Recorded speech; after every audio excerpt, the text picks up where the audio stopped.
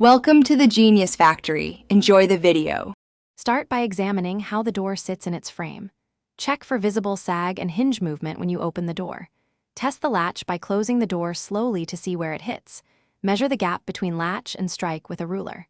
A 3/16-inch horizontal misalignment often prevents latching. Inspect the strike plate screws for looseness or short length.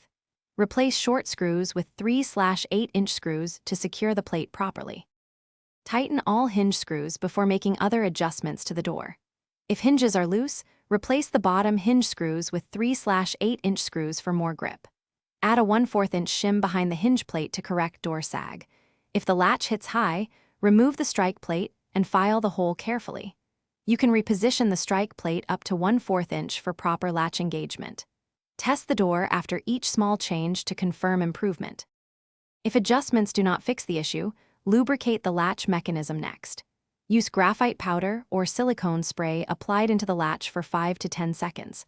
Cycle the latch several times to distribute lubricant and free sticking components.